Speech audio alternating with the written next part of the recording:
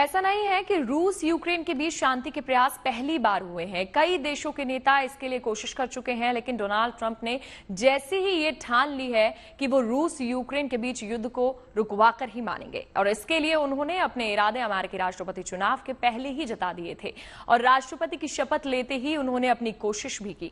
पहले उन्होंने दबाव बनाकर यूक्रेन के राष्ट्रपति को मनाया और अब रूस को 30 दिन के सीज फायर के लिए तैयार करने में लगे हैं।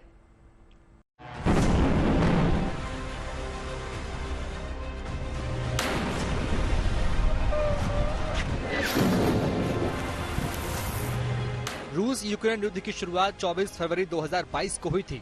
तब लगा था कि कुछ दिनों में ही रूस यूक्रेन पर कब्जा कर लेगा। युद्ध के शुरू होने के बाद रूस तेजी से यूक्रेन के इलाकों पर कब्जा करता जा रहा था।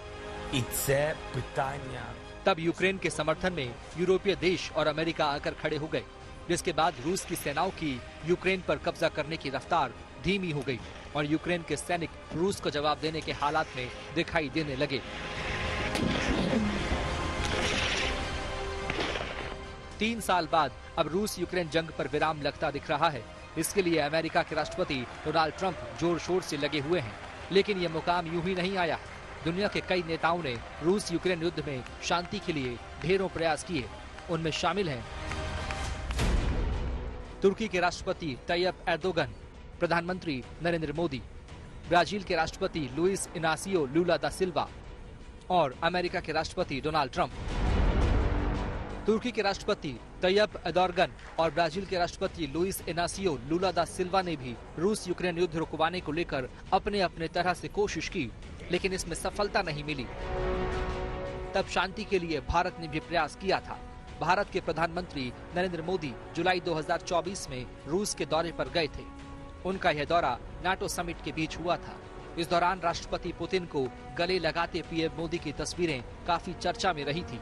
इस दौरान पीएम मोदी ने रूस के राष्ट्रपति व्लादिमीर पुतिन को याद दिलाया था कि युद्ध के मैदान से शांति का रास्ता नहीं निकलता।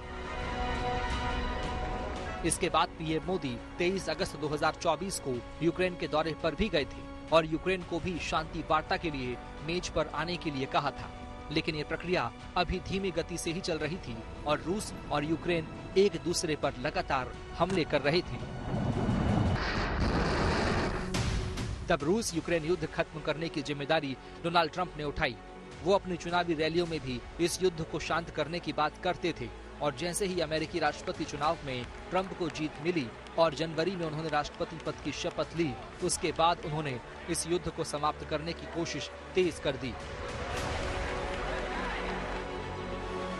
फरवरी के आखिरी हफ्ते में यूक्रेन के राष्ट्रपति अमेरिका के दौरे पर गए थे और मकसद था ट्रंप को मनाना, क्योंकि उनको लगता है कि अमेरिकी राष्ट्रपति और रूसी राष्ट्रपति के बीच नजदीकियां काफी बढ़ गई हैं, क्योंकि अमेरिका के राष्ट्रपति बनते ही पुतिन और ट्रंप में फोन पर बातचीत हुई थी।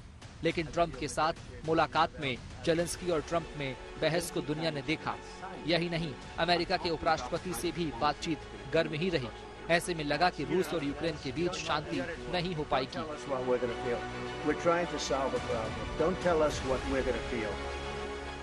दरअसल ट्रंप यूक्रेन को मदद के बदले में यूक्रेन के खनिजों को लेकर समझौता करना चाहते थे, लेकिन वो डील भी नहीं हो सकी।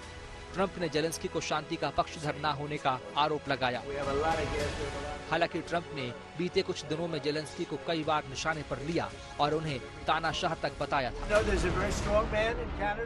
यही नहीं, ट्रंप ने यूक्रेन को दी जाने वाली मदद भी रोक दी थी। कुछ दिन पहले रूस और यूक्रेन के बीच जारी जंग को खत्म करने के लिए अमेरिका और रूस के प्रतिनिधियों ने बातचीत की थी। इस बातचीत में यूक्रेन को शामिल नहीं किया गया था।